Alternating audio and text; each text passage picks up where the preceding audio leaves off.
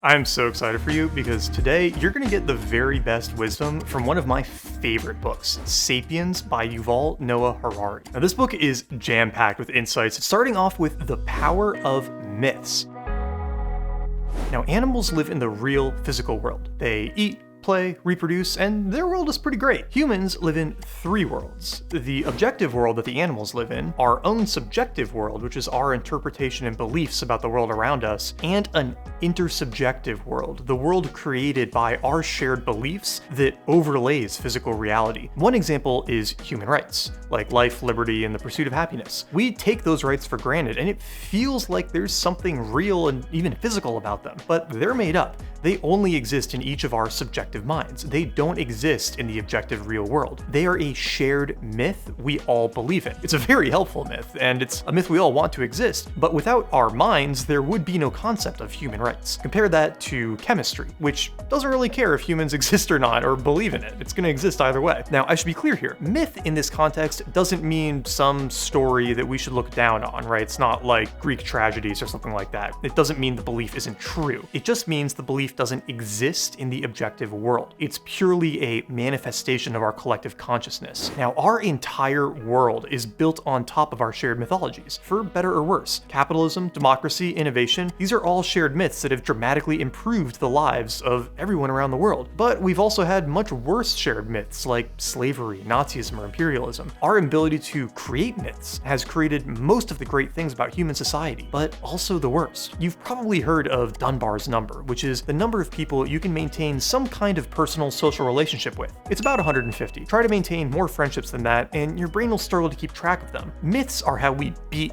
Dunbar's number. 10,000 people can work together to maintain and grow a company, so long as they all believe in the myths that money is real, their job is real, corporate hierarchy is real, the company itself is real, the product the company makes has value, and so on. If this is the first time you're hearing this idea, I know it sounds a little crazy, but think about it for a bit. Almost everything around you and everything you do involves some degree of belief in a myth. Our whole society is built upon shared mythologies, for better or worse, and recognizing myth building as a core human function is essential to understanding humanity. Speaking of myths though, we should talk about the lie of agriculture.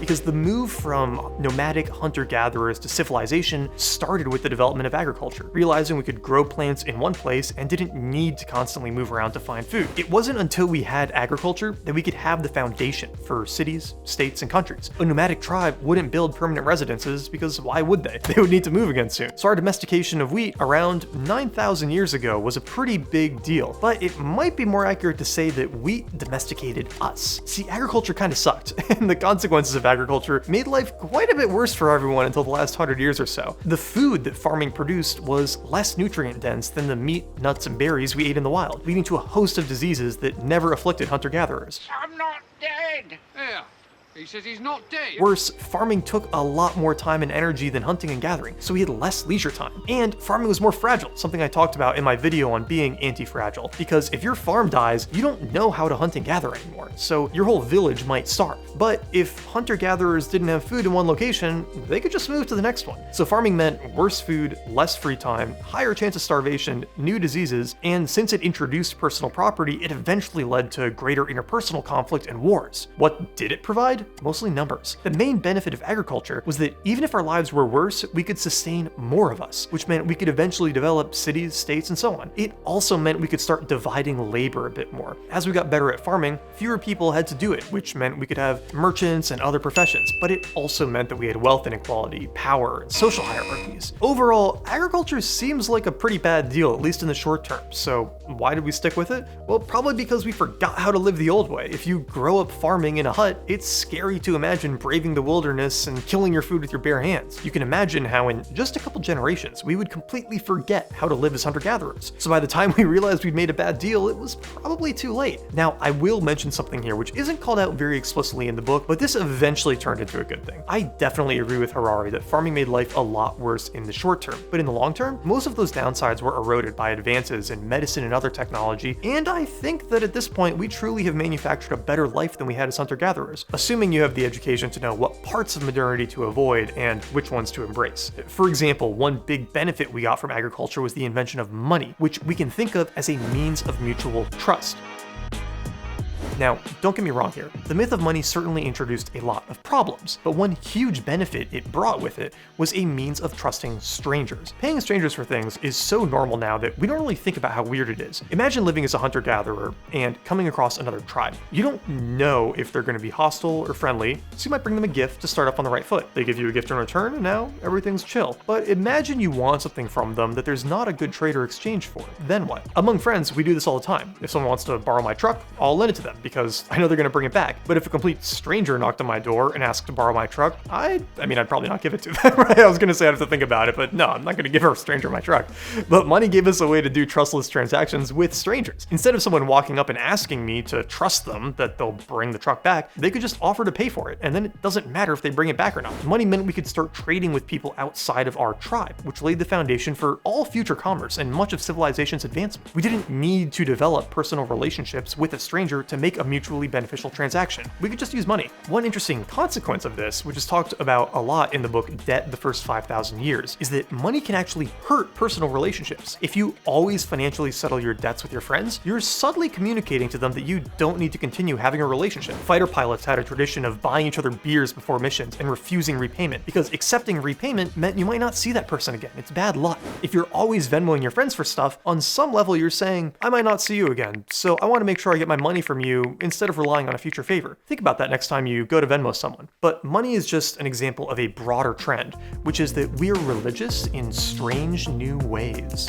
Hand in hand with our ability and drive to tell stories is our development of religion. There have been three major religious periods throughout history. For most of history, we believed in polytheistic and animist religions. We created gods and spirits to represent the many forces in nature and to explain the unexplainable. And in some cases, those gods would have an even more powerful force behind them, like fate for the Greeks or karma. Then around 3,000 years ago, the first semi-monotheistic religions started developing. We think of Judaism and Christianity as monotheistic today, but they started as somewhat polytheistic, incorporating aspects of multiple gods into a singular one. You can still see some remnants of that today, like the Holy Trinity, and how many of the Catholic saints are actually old gods from regions that Christianity took over. But now the monotheistic religions are waning, and we're entering a new wave of religion, which Harari calls natural law religions, like liberalism, communism, nationalism, and capitalism. As Harari puts in the book, if a religion is a system of human norms and values that is founded on belief in a superhuman order, then Soviet communism was no less a religion than Islam. We've created religions since we could speak, and the idea that we're now suddenly a post-religious society is ridiculous. We just traded the old gods for new ones, and instead of getting our community from church, we get it from CrossFit. But one of these new religions is worth calling out specifically, because Harari spends a lot of time on capitalism.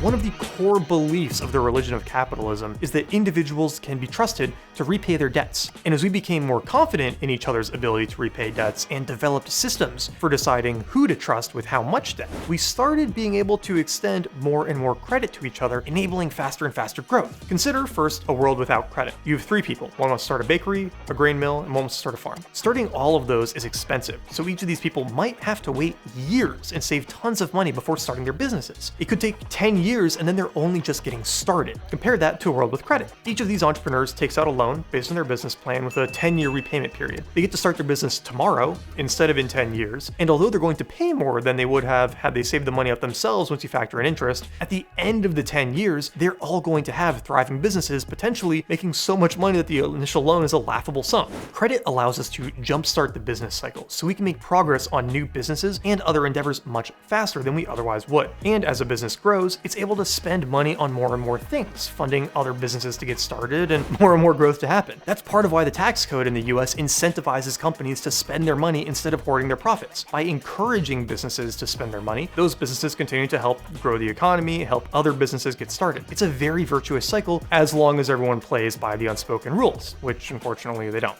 As Harari says in the book, the craving to increase profits and production blinds people to anything that might stand in the way. When growth becomes a supreme good, unrestricted by any ethical considerations, it can easily lead to catastrophe. Some religions, such as Christianity and Nazism, have killed millions out of burning hatred. Capitalism has killed millions out of cold indifference coupled with greed. Now, this cold indifference is in part what leads us into this idea of the industrialized life.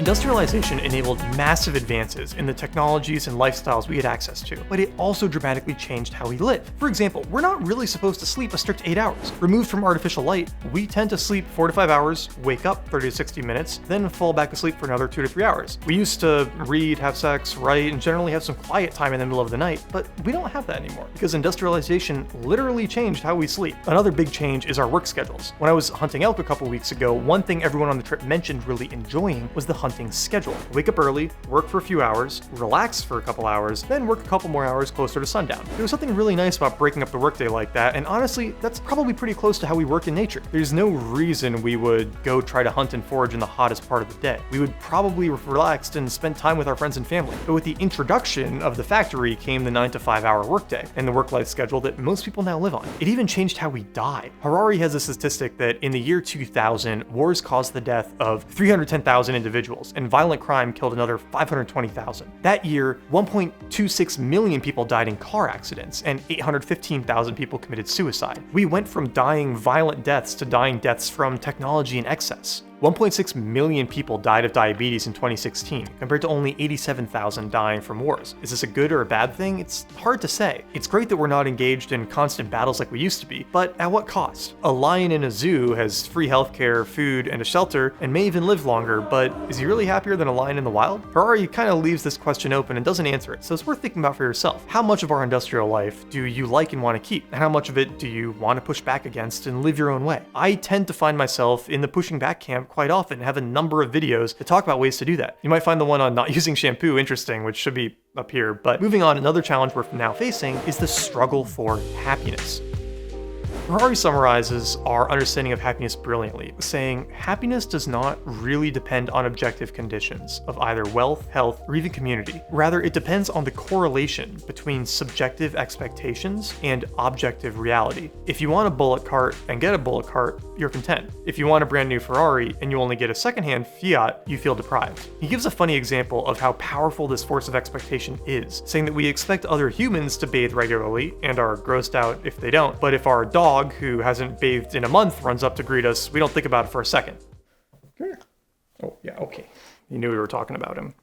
But the big downside of this formula for happiness is that the more expectations we're exposed to, and the more our objective reality doesn't line up with those expectations, the less happy we become. If you scroll through Instagram and you see all these fit, beautiful, face-tuned people, you might start to expect that's what you should look like, and then be disappointed when you look in the mirror and you don't. Worse, it can make us construct stories in our head that someone not being attracted to or interested in us is because we don't look like those ridiculous expectations we've created for ourselves. It's almost impossible not to do this because we can always find an example of someone smarter, richer, more successful, more beautiful, more popular, whatever. And it's really tempting to latch onto those differences and judge ourselves. But there's actually a good cure for that line of thinking from my video on the Almanac of Naval Ravikant. Naval says if you're not willing to do a wholesale 24/7 100% swap with who that person is, then there is no point in being jealous. It's easy to pick and choose little things to be jealous of, but you can't pick and choose parts of someone's life to be jealous of. You can only be jealous if you would 100% trade your entire life for theirs. Then the book starts to get really crazy when Harari starts talking about the end of humans. Reading from the book, he says, what would happen, for example, if we developed a cure for Alzheimer's that, as a side benefit, could dramatically improve the memories of healthy people? Would anybody be able to halt the relevant research? And when the cure is developed, could any law enforcement agency limit it to Alzheimer's patients and prevent healthy people from using it to acquire super memories? With technologies like CRISPR that allow gene editing, we are rapidly entering a world of science fiction. Is it possible we're going to eventually combine ourselves with our technology and enter the digital realm ourselves? Who knows? But it's a topic Harari explores a lot more in his follow-up book, Homo Deus. Now, if you like this video, be sure to subscribe because I do book summary videos like this every couple weeks. If you want to check out a couple others, definitely watch my video on the book Anti-Fragile right here, and the one on the Almanac of Naval Ravikant right here. Both tie in with a lot of the themes in Sapiens, so if you enjoyed Sapiens, you're definitely going to enjoy those as well. Thanks, and I'll see you in the next video.